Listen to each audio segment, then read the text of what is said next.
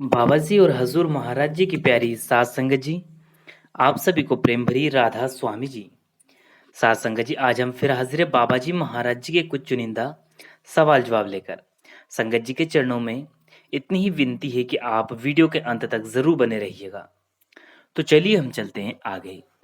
सात संगत जी, बाबा जी महाराज जी से किसी ने कहा, बाबा जी हमसे कभी कभार कोई गलती हो जाती है और उस समय हमें ऐसा लगता है कि आप हमसे नाराज हो गए और मुझे खुद से दूर कर रहे हो। सासंग जी, इस बात को सुनकर बाबा जी महाराज जी पहले तो मुस्कुराए और फिर समझाया, देखो बेटा, यह सब इसलिए होता है क्योंकि आज हम मन के अधीन हुए बैठे हैं और मन ही हमें ऐसे ख्याल करवाता है, ऐसे विचार दिलाता है। गुरु कभी अपनी संगत से नाराज नहीं होते। हाँ, लेकिन एक बात का हमेशा ध्यान रखना चाहिए कि हमारे हर एक कर्मों का हिसाब एक ना एक दिन मालिक हमसे जरूर लेगा। इसलिए बेटा, हमें कोई भी कदम बड़े ही सोच समझ के उठाना चाहिए, क्योंकि उस मालिक के घर हर एक कर्म का हिसाब होता है। कर्म का कानून अटल है, उससे कोई बचता नहीं। मालिक ने हमें जो ताकत दे रखी है वो विवेक की ताकत है, इसलिए दी है कि हम अच्छे और बुरे की पहचान कर सके। अगर गलती करके फिर से दोहराएंगे तो मालिक दुगुना हिसाब लेगा। इसलिए कोशिश करें कि कभी कभार अगर गलती हो भी जाए तो गलती से सीखे, ना कि गलती को दोहराएं। मालिक के घर जरूर बख्शिश होगी। फिर किसी ने अगला सवाल बाबा जी से पूछा, बाबा जी कोई परेशानी जीवन में अगर बार बार आने लगे तो इसका क्या मतलब हो सकता है और हम उस समस्या से कैसे भला छुटकारा पा सकते हैं? आप दया मेहर करके हमें बताइए। बाबा जी महाराज जी ने समझाया, बेटा, समस्या हो या कोई परेशानी हो या दुख हो या फिर कोई खुशी हो, सब कुछ हमारे अपने पिछले कर्मों के कारण मिलता है और ये हमें झेलने ही पड़ेंगी। हमें इन्हें ढोना ही पड़ेगा। अब ये हमारे ऊपर निर्भर है कि हम हंसते हंसते भोग लें या फिर रो रो कर भोग लें। आगे बाबा जी ने कहा कि अगर मालिक के हुक्म में रहेंगे तो मालिक इतनी ताकत दे देगा कि बड़ी खुशी से हर एक दुख तकलीफ को सहते हुए उसे छोटी जानकर हम आगे बढ़ जाएंगे। इसलिए आप मालिक के हुक्म में रहें और विश्वास रखें, मालिक सब कुछ ठीक करेगा। संगत जी, इसके बाद किसी ने अगला सवाल पूछा, बाबा जी अगर दो स्टूडेंट हैं जिसमें से एक कमजोर है और दूसरा बड़ा समझदार है, तो गुरु यानी कि शिक्षक को कौन से स्टूडेंट पर ज्यादा फोकस करना चाहिए? आप समझाइए।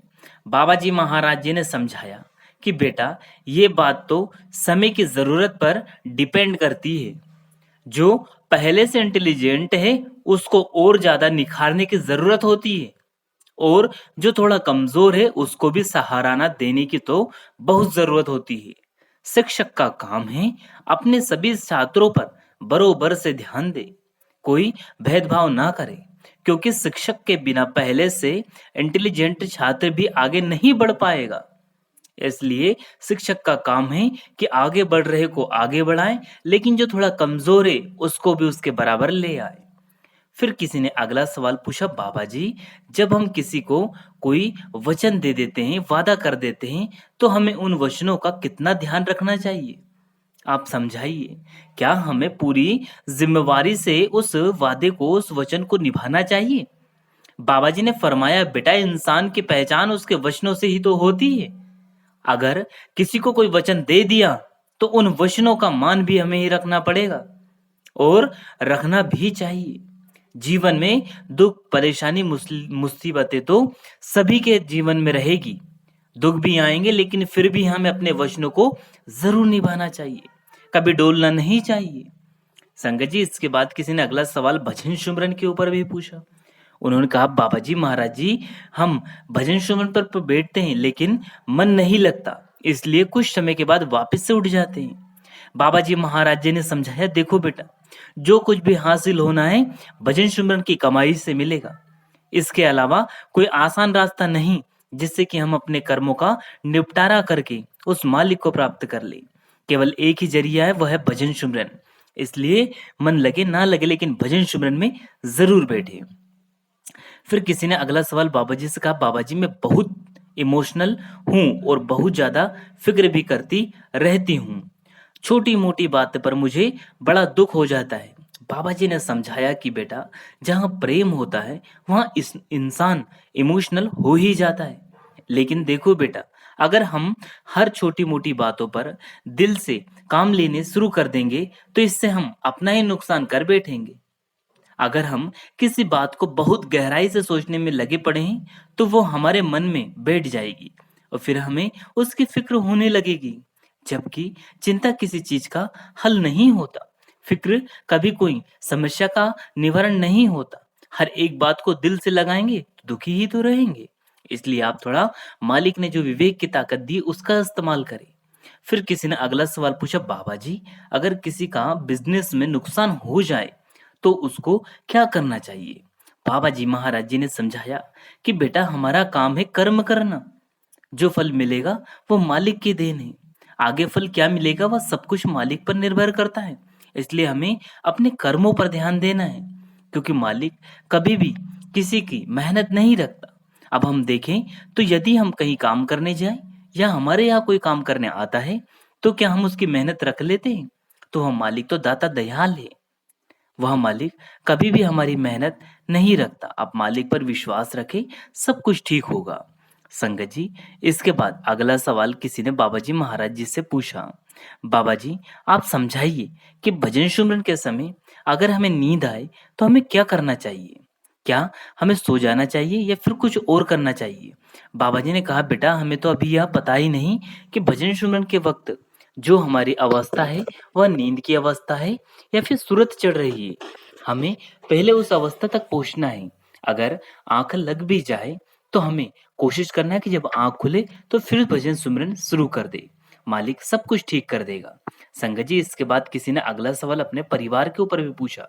उन्होंने कहा, बाबा जी आप दया मेहर करना वो मेरे परिवार में इतनी सामर्थ्य बख्शना, इतनी ताकत देना कि वह हंसते हंसते हर एक दुख मुसीबतों से गुजर जाए। बाबा जी महाराज जी ने कहा, बेटा मालिक हमेशा हर एक के अंग संग है। बस हमें विश्वास करना है, उस पर भरोसा रखना है और उसके बहाने में रहकर हमें मालिक के हुक्म में रहकर सिर्फ मालिक के भजन बंदगी की सेवा करना है। मालिक सब कुछ ठीक करेगा। मालिक के घर देर है, अंधेर नहीं। संगत जी, इसके बाद किसी ने अगला सवाल बाबा जी महाराज जी से शुरू किया। उससे पहले उनसे राधा स्वामी कहा और कहा, बाबा जी आपका लख लख शुक्रिया जो आपने आज मुझे यह मौका दिया कि मैं आपसे सवाल जवाब कर सकूं। संगत जी, इसके बाद बाबा जी मुस्कुराए और कहा, बेटा मालिक के घर तो हमेशा बख्शिश ही बख्शिश है। बस हम ही भूल जाते हैं कि मालिक ने हमें जो दिया है उसकी हम कदर कर रहे हैं या नहीं। इसलिए आप कोशिश करें मालिक के हुक्म में रहें और हमेशा हर श्वास में मालिक का शुक्रिया अदा करें।